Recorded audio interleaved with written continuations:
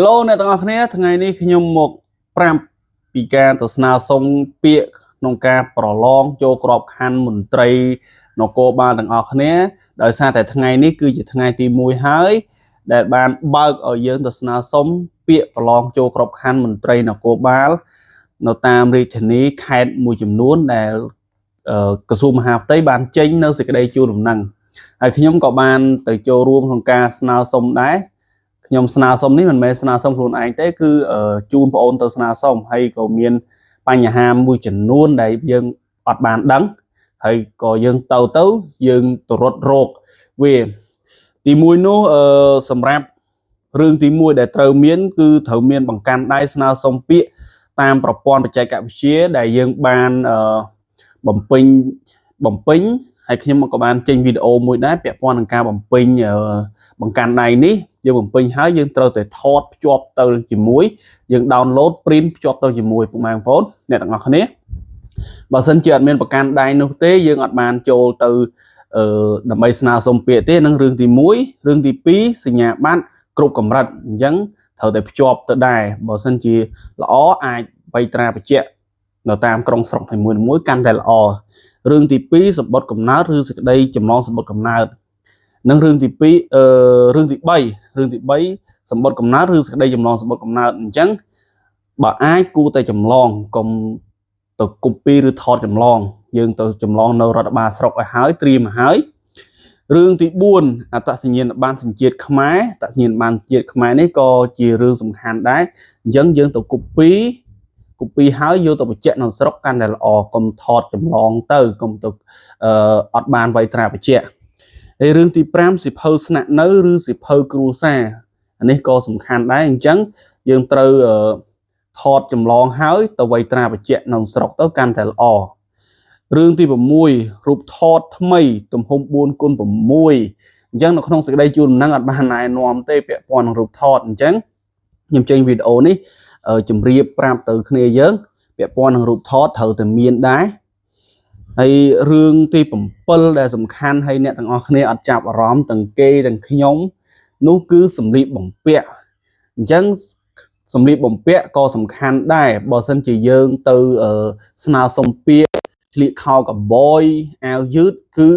អត់បានចូលទៅទេអញ្ចឹងគេហាមឃាត់ឲ្យយើងស្លៀកនៅអាវសបើបរោះត្រូវមានខោខ្មៅឬខោខៀវអាវពោទឹកប៊ិចបនារីអាវសសម្ពុតខ្មៅ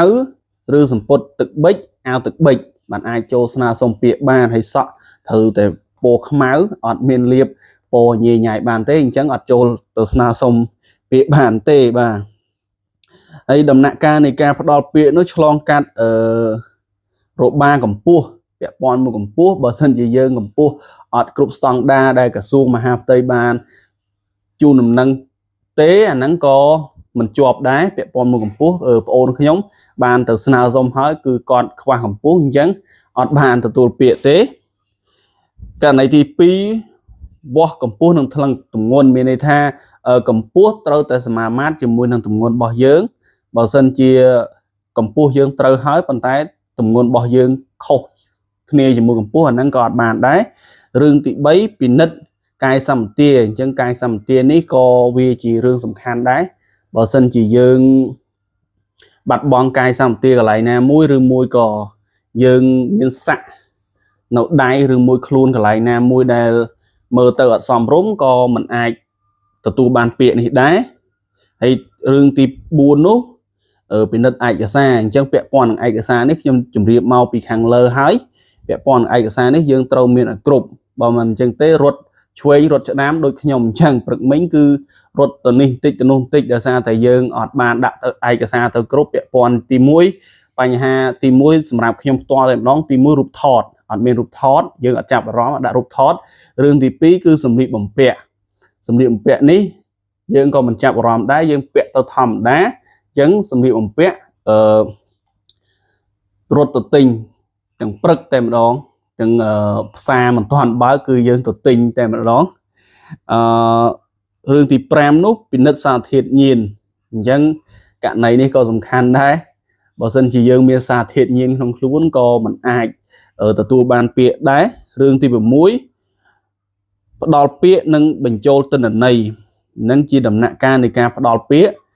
អញ្ចឹង6ដំណាក់កាលនៃការផ្ដល់ពាក្យគឺមាន6រឿងហើយពាក់ព័ន្ធនឹងការឯកសារភ្ជាប់ដែលយើងយកទៅហ្នឹងគឺមាន7រឿងដែលត្រូវមាន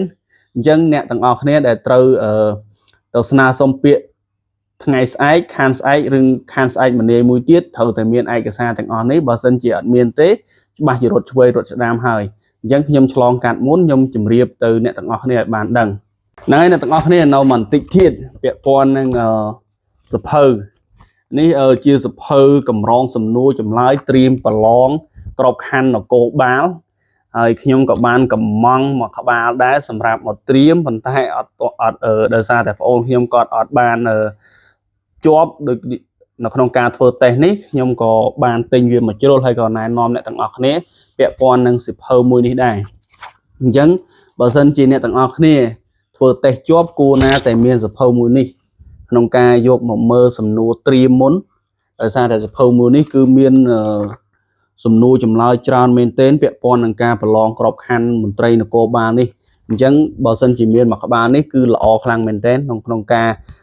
យើងត្រៀមមុនដោយសារតែសំណួរនៅក្នុងសភៅនេះគឺពាក់ព័ន្ធនឹងការប្រឡងមន្ត្រីនគរបាលនេះទាំងអស់